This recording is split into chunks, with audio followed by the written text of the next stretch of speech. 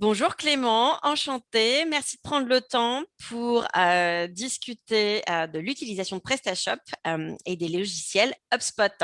Comment vas-tu? Ça va très bien. Bonjour Julia. Alors, avant de commencer, est-ce que tu peux te présenter? Dis-nous tout sur ton rôle et ce que tu fais chez PrestaShop. Je m'appelle Clément Gontier.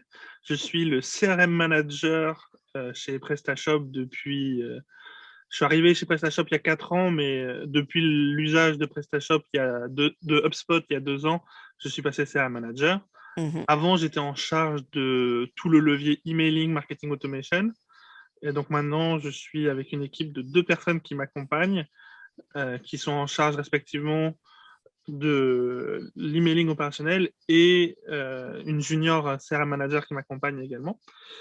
Et donc, je suis en charge de maintenir l'outil HubSpot pour chacune des équipes, créer tous les workflows pour que les pipelines et les activités marketing pour chacune des équipes fonctionnent bien.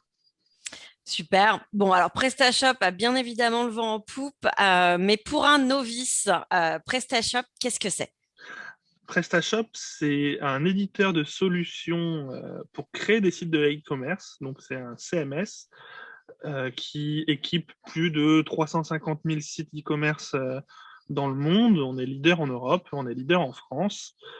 C'est une solution open source, donc libre téléchargement, qui permet à tout le monde de créer des sites de e-commerce. Et après le téléchargement de la solution, on peut agrémenter son site d'un certain nombre de modules. Donc, c'est ce qu'on appelle, nous, des add-ons qu'on achète sur notre marketplace. Certains sont gratuits, d'autres sont payants. Et ça permet de développer son site, augmenter ses ventes, mieux gérer son catalogue, et ainsi de suite. Bon, je me doute que la crise sanitaire a aussi dû augmenter l'intérêt d'entreprises pour ce Mhm. PrestaShop. Est-ce que vous avez vu une croissance assez impressionnante en 2020? Alors oui, il y a une belle croissance à la fois sur le nombre de boutiques actives et sur l'activité de ces boutiques. Parce que effectivement, lors du premier confinement et lors des seconds confinements, ainsi de suite, beaucoup de gens se sont tournés vers le e-commerce et ceux pour qui ils avaient déjà un site de e-commerce, c'était l'occasion d'investir Mhm. dessus, de passer du temps pour l'améliorer, mettre des nouveaux thèmes, créer des nouveaux services. Voilà. Donc oui, on est parmi les chanceux qui ont plutôt bénéficié de cette activité, enfin de ces événements qui sont passés en 2020-2021.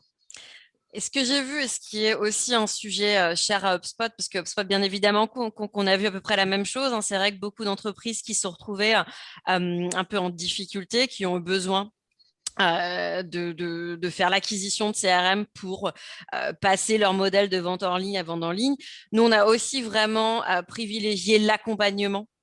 Donc vraiment s'assurer qu'on ne vend pas juste un produit, mais que derrière, on va proposer des services d'accompagnement pour l'implémentation, s'assurer que l'adoption est assez fluide dans les entreprises.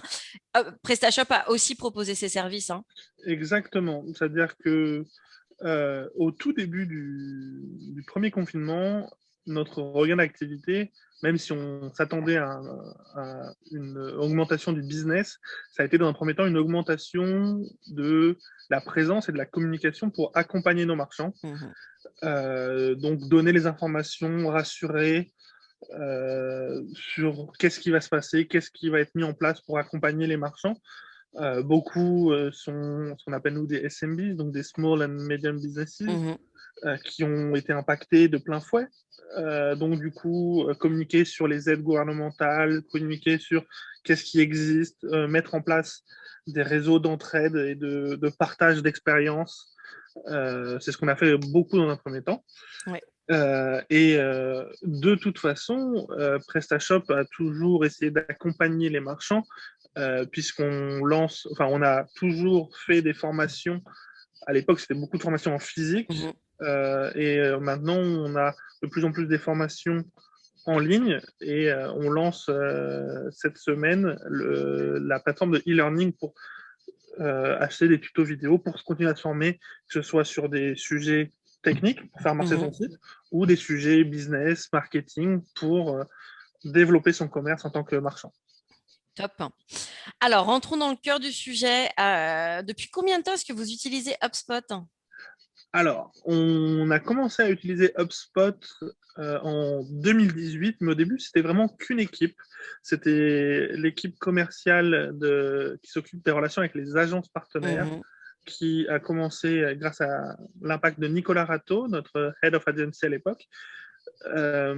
Et donc, d'abord, c'est vraiment que une équipe commerciale d'une petite poignée de personnes. Et visiblement, ça a été un succès. Et petit à petit, la nécessité d'avoir un vrai outil de CRM pour centraliser les besoins de toutes les lignes de revenus et toutes les équipes, que ce soit marketing, commercial, support, était extrêmement nécessaire. Et on a fait la transition vers la solution HubSpot, à la fois pour le marketing commercial, bref, la version telle quelle qu'on a l'hiver 2019. Non, oui, entre 2019 et 2020. D'accord. Donc, il y a 1 an et demi à peu près. Et avant, vous faisiez tout en interne ou vous utilisez un autre logiciel ou un autre Alors, service? avant c'était extrêmement séquencé, enfin, séparé, siloté. Chaque équipe avait ses propres outils, plus ou moins élaborés. Certaines équipes commerciales utilisaient Sugar CRM, d'autres Nutshell, mais chacun était un peu dans son coin. Il y avait beaucoup de travail fait via des simples spreadsheets, donc c'était extrêmement rudimentaire. Et pour la partie marketing automation, on utilisait la solution acoustique. C'est anciennement IBM Watson Campaign Automation, qui nous permettait de faire du CRM, mais vraiment que B2C. D'accord. Ouais. Et tu dirais, ce que j'ai entendu là, et c'est vrai que c'est un sujet qui est assez cher à HubSpot, c'est voilà, de travailler de manière silotée, peut-être d'avoir des équipes qui utilisent différents tableaux de bord, etc. Est-ce que c'était vraiment les éléments principaux pour changer, pour prendre HubSpot, ou il y a eu d'autres raisons? Alors, il y a plusieurs raisons. Il y a effectivement le fait que chacun utilise ses propres outils. Une multiplication d'outils, ça veut dire une multiplication et un éclatement de la donnée un peu partout.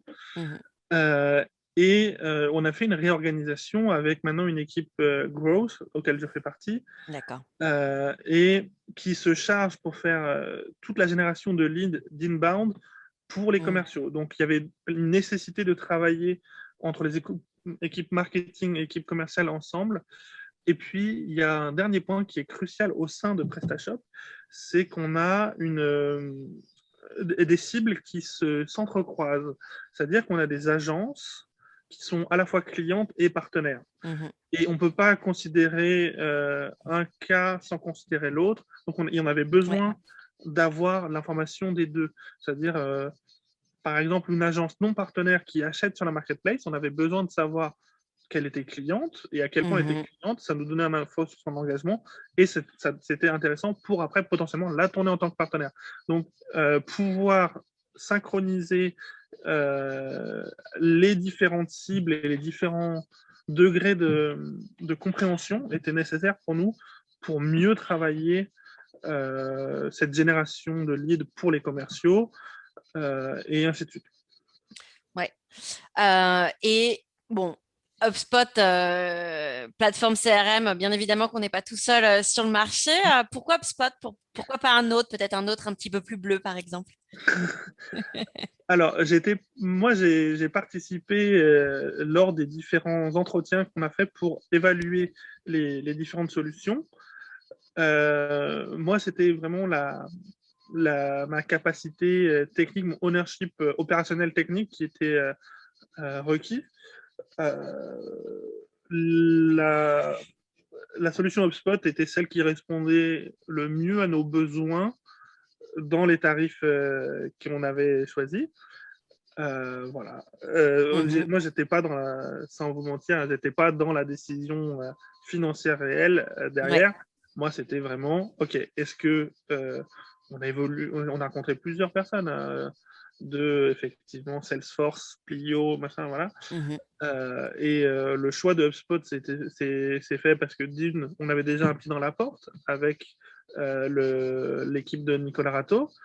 Donc on savait déjà exactement techniquement ce qu'on pouvait faire. C'est Mhm. plus facile que juste une démo. Là, on pouvait nous-mêmes tester. Ouais. C'est un outil qui avait déjà été utilisé par d'autres personnes au sein de PrestaShop, donc on savait dans quoi on s'engageait. Et c'était effectivement, on a décidé que c'était la meilleure solution pour nous, en tout cas adaptée à nos besoins à l'heure qu'il est.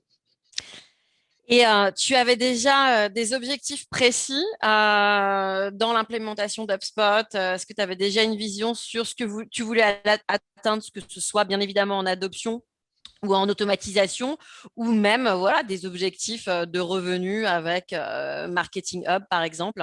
Alors, les objectifs qu'on s'était fixés, pardon, c'était plus des objectifs de se donner les moyens. Ouais. C'est-à-dire rendre possible le suivi d'une génération de leads depuis un formulaire jusqu'à la signature du partenariat.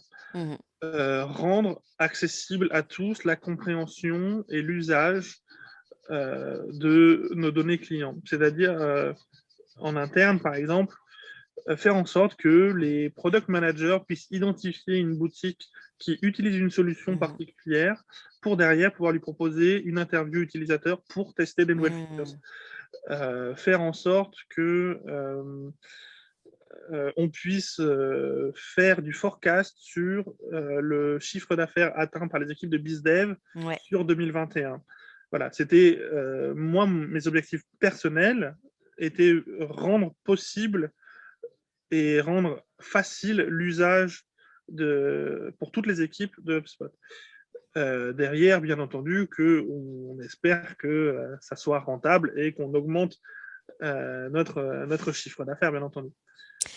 Et est-ce que tu as, voilà, est-ce que tu as eu des chiffres assez importants qui peut être augmentation de tes prospects ou tes leads Exactement, qualifiés ou... exactement. Ouais. Alors déjà, on est passé donc sur l'offre marketing. On paye les contacts marketing et Ouais. plus. Voilà. Donc on a écrémé entre guillemets la base pour pouvoir être sûr de payer que pour les bons. Mhm. Et on a généré beaucoup de leads. Donc maintenant, on est à peu près à 800 000 contacts Waouh. étables au sein de HubSpot. Et plus de 1 million de contacts en base parce qu'on a aussi tous des contacts non marketables, mais Bien sûr. intéressants pour nous en Mhm. termes de business, Mhm. de compréhension. Derrière, effectivement, on a vu les pipelines se remplir. Effectivement, moi, derrière, je peux difficilement comparer à l'année passée parce qu'il n'y avait Bien pas sûr. encore. Mais effectivement, on a créé en ce moment, il y a plus de 6, il y a 6 pipelines, mais il y en a un septième qui est dans les fourneaux pour les équipes commerciales pour leur permettre de suivre leurs besoins. On a environ 200 ou 300 workflows marketing qui tournent, que ce soit juste accompagner un téléchargement, accompagner la création d'un compte Mhm. ou automatiser un certain nombre de tâches pour que les équipes commerciales travaillent de manière la plus fluide. Donc, on a un taux d'adoption de HubSpot au sein de PrestaShop qui est excellent. On Génial. a à peu près 80 personnes qui ont un compte, dont une cinquantaine l'utilisent vraiment toutes les semaines. Mhm. On a, il me semble, si je ne dis pas de bêtises, 35 personnes qui sont sur un compte payant. Donc, que ce soit les équipes support, commercial, partenariat, country manager également, qui utilisent le Sales Hub. D'accord. Donc, on a un réel intérêt des équipes pour ça. Et plus ça va, plus les outils proposés par le Sales Hub et le Marketing Hub sont de plus en plus intégrés Mhm. et pris en compte. C'est-à-dire que je vois de plus en plus les équipes faire leur propre dashboard de suivi, me demander de connecter des outils tiers. Par exemple, on utilise beaucoup Typeform pour faire des formulaires. Maintenant, on intègre presque systématiquement les typeforms dans HubSpot pour agréger de l'information, déclencher des scénarios suite à des réponses, ainsi de suite. Donc, il y a non seulement en termes de marketing ou de commercial, ça marche, mais il y a un engouement et un enthousiasme des équipes à vouloir l'utiliser et en tirer le meilleur. Bon, ça nous fait bien plaisir parce que on a vu toutes nos dernières études. En fait, le problème de l'adoption, c'était souvent un problème majeur dans l'utilisation des CRM. Et en fait, en général, on a vu que l'exécutif avait tendance à pas faire le lien entre l'adoption et en fait le revenu, de montrer que plus il y a une adoption, plus il y a des systèmes qui sont optimisés, en fait, on va avoir des équipes beaucoup plus performantes. Et en général, de connecter ces deux points a souvent été difficile. Donc ça me fait vraiment plaisir d'entendre ça. C'est Est-ce qu'il un y a des travail fonds? au quotidien, hein, c'est un Ouais, travail au quotidien d'accompagner, de former, de documenter. On utilise Notion en interne pour faire de la documentation d'accord. et on est en train de lister tous les workflows qui tournent, tous les pipelines, tous les formulaires qui existent, comment chaque pipeline fonctionne, pourquoi ça fonctionne comme ça, pour accompagner la formation. Et bien entendu, on intègre maintenant les formations HubSpot Academy dès les premiers jours pour les commerciaux, Hmm. pour qu'ils maîtrisent chacune des features, que ce soit les séquences, les templates, les liens de meeting, pour faire en sorte que cet outil soit utilisé au mieux. Ouais, On a tous à y gagner, hein, que tout ce à type fait. soit formé. Donc, ça ne s'est pas fait en un instant, ça prend du temps de former, d'accompagner, d'avoir de la pédagogie pour que les équipes utilisent et comprennent leur intérêt à chacune d'utiliser HubSpot. C'est vrai que par exemple pour des commerciaux, ça peut parfois être considéré comme une contrainte au début. Et une fois qu'ils se rendent compte que un pipeline bien alimenté, déjà ça prend du temps de créer le deal au début, mais derrière tout est automatisé, donc ils vont au final gagner beaucoup de temps. Et ça leur permet de mieux piloter leur business, donc derrière de plus facilement atteindre leurs objectifs. Donc au final, ils ont un intérêt.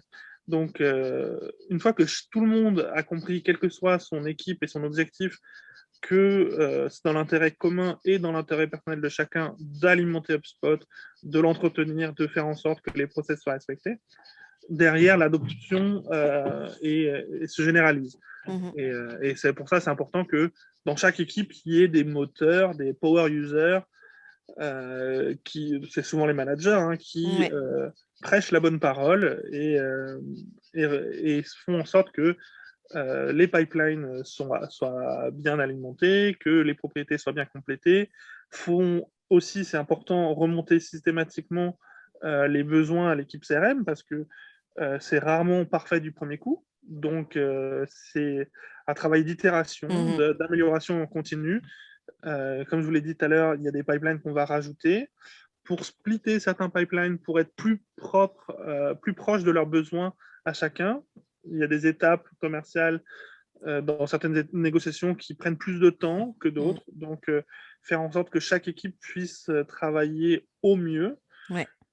Donc voilà, c'est un travail de chaque instant, mais qui est intéressant et qui nous tire tous vers le haut. Et tu as parlé de pas mal de fonctionnalités là. Est-ce qu'il y a des fonctionnalités phares inhérentes à HubSpot qui vous facilitent vraiment la tâche ou qui sont vraiment appréciées? Alors, il y a pas mal de fonctionnalités. Déjà, les premières étapes, c'est les liens de meeting et Mm. les formulaires. Donc, c'est vraiment les portes d'entrée principales. Que ce soit sur de l'inbound ou de l'outbound, c'est extrêmement intéressant de pouvoir qualifier un certain nombre de liens avant même que les commerciaux aient commencé à, à travailler. Donc, toute la partie inbound qu'on faisait mal avant, que ce soit via des formulaires, via des séquençages d'emails, via des livres blancs, on le fait bien mieux qu'avant. C'est extrêmement intéressant. Derrière, les features les plus utilisées par nos commerciaux, ça va être les meetings, les calls. On utilise un outil externe qui s'appelle AirCall qu'on a plugué à Ouais. HubSpot. Et on utilise aussi Mojo pour faire de Mhm. la retranscription de call. Donc, ça, c'est une feature qui est extrêmement utilisée par les inside sales. Euh, Derrière, c'est vraiment toutes les parties séquences, template, snippet qui est extrêmement utilisé par les commerciaux. Bien entendu, toute la partie marketing automation, donc les workflow marketing qui permettent de faire évoluer les deals automatiquement, lancer des rappels, des relances, que ce soit en interne ou en externe selon les besoins.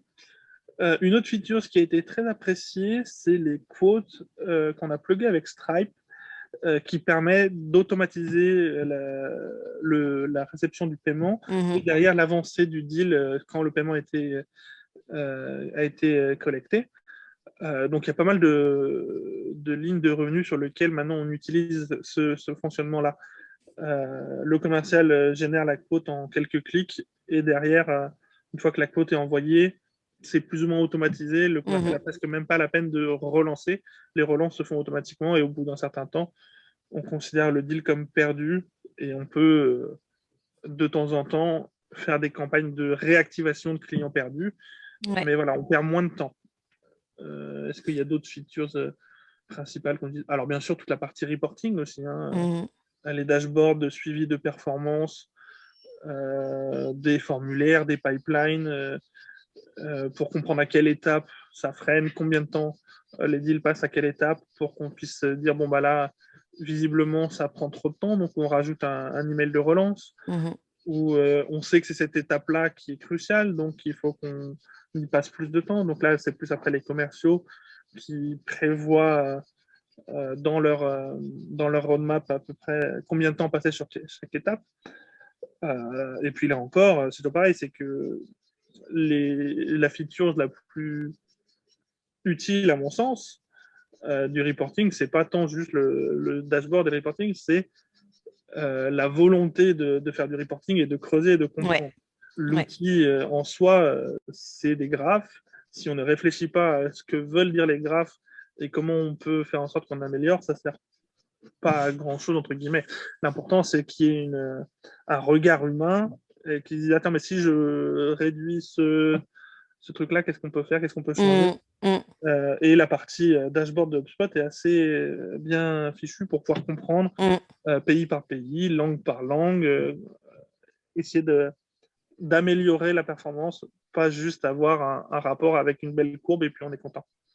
En anglais, on dit find the forest among the trees. Donc, c'est vraiment de voir la forêt dans tous les arbres. Et je pense que c'est important, voilà, comme tu dis, de pas seulement regarder un graphe, mais de pouvoir le faire parler et du coup aussi d'affiner ses stratégies.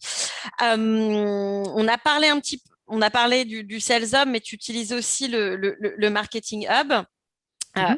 Comment ce logiciel a soit t'a aidé toi à développer ton activité ou est-ce que tu as calqué ta stratégie initiale sur ce logiciel ou est-ce que tu as aussi affiné ta stratégie marketing en utilisant différentes fonctionnalités du Marketing Hub Enterprise?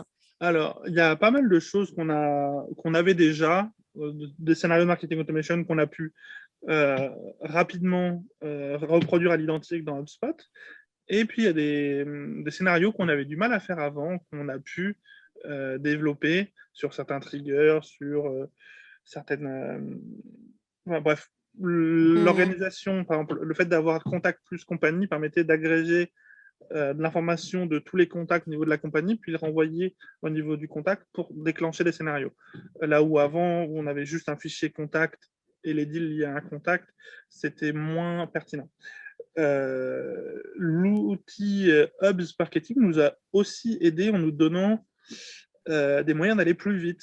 Par exemple, là où avant il fallait que je demande à mes équipes de créer une page dans laquelle il y aurait un formulaire, et ainsi de suite, là on était relativement autonome sur la création de formulaires, création de landing page pour très vite créer une page importante dans un funnel de qualification qui n'a pas forcément un énorme trafic, mais un trafic très qualifié. Ouais. Donc, c'était surtout l'agilité qui était très appréciée par nos équipes, pouvoir sortir en une journée une landing page avec un formulaire et dès le lendemain, commencer à qualifier des leads là-dessus. Voilà. Top. Alors, nous, on t'avait entendu, Clément, à la fin de l'année dernière, lors de notre webinaire avec Action Co, tu avais déjà partagé de jolis chiffres PrestaShop, surtout là, au milieu de cette crise sanitaire. Est-ce que tu as des bons résultats de croissance depuis janvier à nous partager on a parlé de l'amélioration des processus commerciaux et je te remercie. Est-ce que tu as parlé aussi de l'augmentation de ton nombre de clients? Est-ce qu'il y a d'autres choses que tu peux nous partager? Alors là, il faudra faire pause. Je ne sais pas exactement quel chiffre je peux te dire. Effectivement, on a une augmentation d'à peu près 30 à 35% l'année dernière Ouais. du chiffre d'affaires.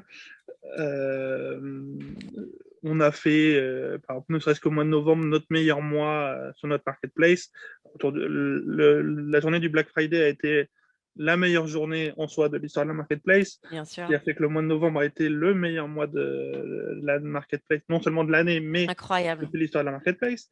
Ce que je peux te dire de manière détournée, c'est que entre le 1er janvier 2021 et le 1er juillet, on a embauché 88 personnes. D'accord. Sur PrestaShop. Donc, on a effectivement une très belle croissance. On continue à grandir, on continue à se staffer, que ce soit sur des équipes commerciales, des équipes data, des équipes produits. On lance des nouvelles lignes de produits, et ainsi de suite. Donc, on est dans une très bonne dynamique. Voilà ce que je peux dire sans. PrestaShop ne connaît pas la crise, hein, je touche du bois, mais ça fait plaisir voilà, d'entendre une si jolie croissance. Je pense que ce que j'ai entendu, c'est que vous êtes quand même vraiment satisfait de nos logiciels. Est-ce que voilà, vous recommanderez la plateforme de croissance HubSpot à des clients ou à des prestataires? Oui, moi je recommande complètement HubSpot. C'est une plateforme qui est très facile à prendre en main. Je trouve que pour un outil de CRM, c'est là où il y a la plupart des outils ont quand même des features assez simples. Nous, on a réussi à faire adopter HubSpot et à utiliser HubSpot. Alors, déjà, merci à Mark qui nous a bien accompagnés, mais la transition sur HubSpot s'est faite dans une période très particulière, puisque c'était février, mars, avril 2020, dans le premier confinement, qui était un traumatisme pour beaucoup de gens. Et ben, malgré ça, malgré les débuts du remote pour toutes les équipes, on a réussi à grimper en compétences et à être efficace dès le 1er avril pour l'intégralité des campagnes marketing. Puis après, les pipes commerciaux ont été livrés un par un courant printemps 2020. Mais oui, je recommande chaudement HubSpot parce que c'est facile à prendre en main, c'est scalable. Selon les besoins, on peut facilement passer d'une offre à l'autre. Donc oui, je recommande HubSpot. Merci Clément, mais c'est toujours bien aussi de s'améliorer. Quels sont les points qui parfois peuvent vous poser problème, les points que nos équipes produits pourraient améliorer pour vous donner des logiciels encore plus performants? Moi, j'en vois deux. Il y a pour l'instant la partie custom object qu'on n'a pas encore trop creusé parce qu'à chaque fois qu'on essaye, ça ne fait pas exactement ce qu'on veut. D'accord. Nous, sur nos besoins, on va de toute façon passer par ça parce qu'on a des relations contact compagnie qui ne correspondent pas exactement à la structure de HubSpot. D'accord. C'est-à-dire que HubSpot ne peut avoir qu'une seule compagnie pour un contact pour l'instant, alors que nous, on a fait. Nos compagnies sont pour la plupart du temps nos sites marchands. Donc, un site marchand est lié à un contact, mais un contact peut avoir plusieurs sites marchands. Donc, cette relation one-to-many est un peu complexe à matérialiser sans passer par un custom object. Derrière, il y a aussi des relations compagnie-to-compagnie qui sont un peu complexes à mettre en place. C'est-à-dire qu'on a des compagnies partenaires, par exemple des agences, qui administrent un certain nombre de sites marchands. Et il faut qu'on puisse lier facilement cette agence utilise ces sites marchands. Donc maintenant, il y a des manières de lier des compagnies à des compagnies adjacentes, mais c'est pas encore exactement ce qu'on veut faire. Donc on va sans doute travailler sur des custom objects pour ça. Il y a certaines intégrations avec des outils qui nous demandent du temps parce que c'est des D'accord. outils qui sont pas encore natifs. Je pense par exemple à Hyperlex, un outil Mhm. sur lequel on a développé une connexion qui permet de générer des contrats pour les partenariats. D'accord. Donc, lier des propriétés compagnies, lier des propriétés deal, faire en sorte que chaque fois qu'un deal soit signé, automatiquement on génère le contrat Ouais. en allant alimenter le contrat avec des propriétés. C'est toujours un peu complexe. Je ne sais pas à quel point ça peut être amélioré. Il y a beaucoup de connexions natives qui se font en 3 clics. Certaines de nos besoins prennent plus de temps. Sage aussi, on est en train de Mhm. travailler dessus. On va utiliser un PRM en ce moment. Je travaille avec la solution Zinfi pour faire en sorte que les partenaires puissent euh, visualiser toutes leurs activités marketing, leurs leads qu'on leur génère, ainsi de suite, depuis la marketplace. Donc là encore, c'est du travail de connexion d'outil à outil. Et un dernier point qui potentiellement nous freine, c'est la limitation des calls API sur une journée. Mhm. Sans doute parce qu'on fait peut-être partie de ceux qui exploreront le plus les possibilités d'HubSpot, mais on est limité à 1 million de calls API par jour. Nous, on, on a, comme je l'ai dit tout à l'heure, plus de 350 000 sites marchands qui tournent. On a mis en place avec un CDP Hull des crawlers qui vont enrichir la donnée, comprendre la donnée de nos sites marchands et de sites potentiels qu'on voudrait faire passer sur HubSpot. Donc, on capte beaucoup d'informations sur le trafic, sur les solutions utilisées, tout ça. Euh, mais si dès qu'on capte, on envoie beaucoup trop de flux API, on peut potentiellement faire sauter la limitation de 1 million. Ouais, Donc, d'accord. Bon à savoir ça. Mhm. c'est un de nos enjeux qui fait que l'équipe data travaille pour faire par batch Mhm. voilà, plutôt qu'en temps réel, parce que sinon on prend le risque d'atteindre la limitation. C'est des enjeux avec lesquels on travaille, des limitations avec lesquelles on travaille au quotidien. Mais Bah, merci beaucoup de les partager parce que c'est comme ça que voilà, HubSpot, c'est vraiment notre volonté, c'est d'en apprendre plus sur l'utilisation de nos logiciels, d'avoir des cas spécifiques. On essaye aussi d'affiner en fonction des industries, ton modèle de business et pour les objets les objets personnalisés, les custom objects, effectivement, ça a été une grosse demande. C'est une nouvelle fonctionnalité qu'on a lancée en septembre 2020. Et d'avoir des retours comme ça permet vraiment voilà, de s'assurer que l'équipe produit continue d'optimiser. Donc, merci beaucoup pour ces retours. Bah, le petit mot de la fin, quels sont les objectifs de PrestaShop d'ici la fin de l'année pour 2022? Et puis surtout, bah, en quoi tu penses que HubSpot va pouvoir aussi vous accompagner dans ces objectifs? alors, l'objectif principal de PrestaShop reste de devenir la plateforme de e-commerce référence, hein, Mhm. que ce soit en France ou à l'étranger.